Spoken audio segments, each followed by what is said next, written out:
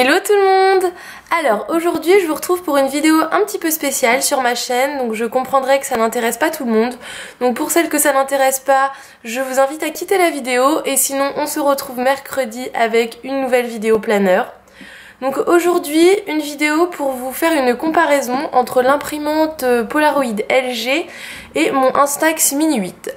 Pourquoi je fais cette vidéo? C'est parce que j'ai eu pas mal de questions de certaines filles qui me demandaient ce qui était le mieux entre les deux. Et même sur les groupes de planeurs, c'est un sujet de conversation qui revient souvent. Donc je me suis dit que comme j'avais les deux en ma possession depuis un certain temps, que je savais absolument comment ça fonctionne, etc., ça me permettait de peut-être vous aider à faire votre choix entre ces deux appareils.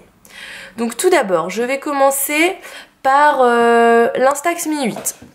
Donc tout le monde le connaît, hein, c'est un Polaroid qui se présente comme ça. Donc moi je l'ai en mint. Je crois qu'il coûte à peu près entre 70 et 90, ça dépend où vous le trouvez.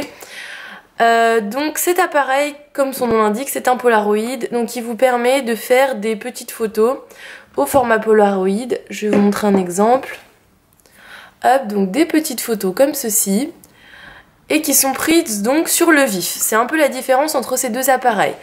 Avec cet appareil photo, vous prenez des photos sur le moment, alors qu'avec l'imprimante, en fait, c'est des photos que vous avez sur votre téléphone portable que vous imprimez par la suite.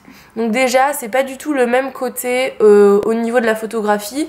Pour les personnes qui aiment vraiment faire de la photo, qui aiment les photos instantanées, capturer le moment en quelque sorte, je pense que c'est mieux de partir sur un Instax Mini 8 que sur une imprimante.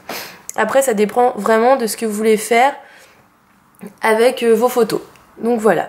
Donc pour ce qui est de cet appareil, certaines personnes disent que c'est compliqué de faire des selfies avec, que si on rate la photo ça coûte cher. Donc c'est vrai, oui, le papier coûte cher, ça doit être 12 € à la Fnac le paquet de 10, bon vous en trouvez moins cher sur Amazon, mais c'est vrai que ça coûte assez cher à recharger cet appareil. Après, moi à ce niveau là, pour tout ce qui est selfie, j'ai trouvé une solution qui m'a pas du tout coûté cher, donc je vais vous montrer. Donc en fait, j'ai commandé cette petite chose sur AliExpress. Donc je l'ai même pas payé 1 € je crois. Donc je vais vous montrer ce que c'est. Hop, si le focus veut bien se faire. Donc voilà, ça se présente comme ça en fait. C'est un tout petit cache en fait qui a sur le côté un miroir. Donc en fait, donc là vous voyez le reflet de mon appareil dedans. Donc ça vous permet justement de plus louper vos selfies. Donc c'est un peu révolutionnaire pour moi. Parce que c'est vrai que avant, comme certaines, j'avais des photos complètement de travers. Et depuis que j'ai ça, il n'y a plus de soucis. Ça se fixe juste là, en fait, c'est très simple. Hop, donc comme ceci. Et donc, en fait, vous avez le petit miroir en plus sur le Polaroid, ce qui vous permet de faire des selfies. Donc, par exemple, la photo que je vous ai montrée, celle-ci, donc a été faite grâce à ce petit truc-là. Donc, ça fait vraiment des économies au niveau des feuilles parce que vous loupez beaucoup moins de photos. Donc ça c'est pour le Instax Mini X. Personnellement, moi je l'adore. Moi qui adore faire des photos, je trouve qu'il y a vraiment un charme. Le fait de faire la photo sur le moment et après de l'imprimer, je trouve ça super. En plus pour un memory planner, je trouve que c'est vraiment adapté parce que on se dit bah voilà cette photo là on l'a prise sur le moment, au moment qu'on a passé, c'était bien. Et du coup je trouve que ça rentre vraiment dans la démarche d'un memory planner.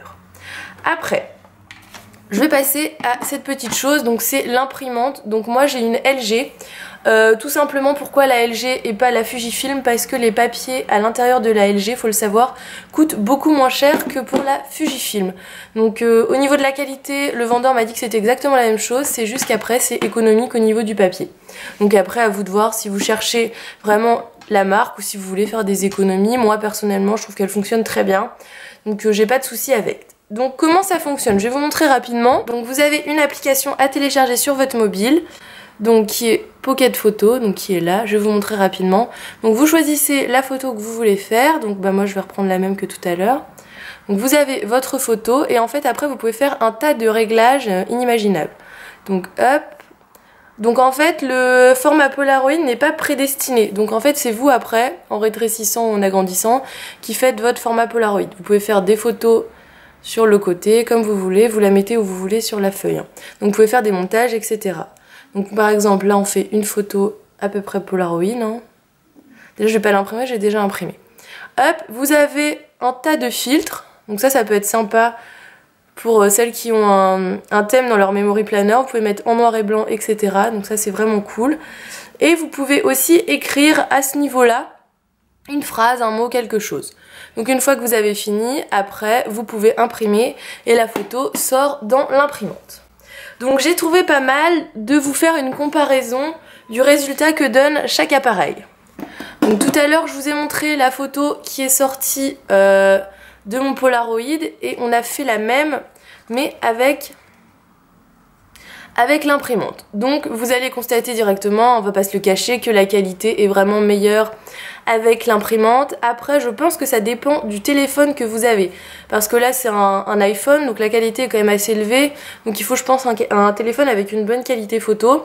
Donc c'est pas du tout le même effet. Là ça fait vraiment le vrai Polaroid avec les couleurs claires, la petite lumière sur le visage un petit peu floue parce que c'est de l'instantanéité, alors que là vous avez vraiment la photo telle que vous l'avez prise et que vous l'auriez eue si vous l'aviez imprimée sur votre avec votre PC à partir d'une imprimante normale. Donc en fait ça fait vraiment une impression normale mais sur un petit format. Donc après ça dépend vraiment de ce que vous recherchez. Les deux ont des bons points, c'est pour ça que moi j'ai les deux. Parce que quand vous avez des photos sur votre téléphone et que vous auriez voulu les imprimer en Polaroid mais que sur le moment vous aviez oublié votre appareil, bah, la petite imprimante va vous permettre de faire ça. En plus vous pouvez vraiment l'emmener mais partout, elle est toute petite, hein, elle prend pas de place, c'est tout léger. Il n'y a pas besoin de mettre de cartouche d'encre, elle est pas avec des cartouches, il faut juste la recharger une fois de temps en temps, donc rien de très sorcier. Donc pour ça, au niveau de la qualité de la photo, je vous le redis, mais hop, si ça veut bien faire le focus, c'est vraiment une bonne qualité quoi. Hein.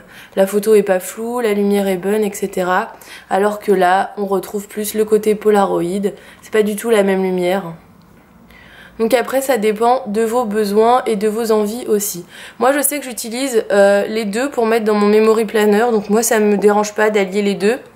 Avec l'imprimante, le papier est beaucoup plus fin aussi, c'est pas du tout la même qualité de papier, donc là ça se verra peut-être pas à l'image, mais c'est vraiment un papier photo très fin, et le papier est un peu plus jaune que le papier de l'Instax Mini, qui est lui beaucoup plus épais, donc peut-être que pour certaines personnes, dans un planeur ça peut déranger d'avoir des photos épaisses, je sais pas, moi personnellement ça ne me dérange pas.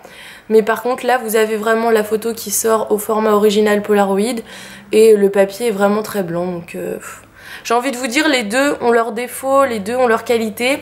Après ça dépend vraiment des besoins que vous avez et je pense qu'il faut choisir déjà en fonction de ses besoins.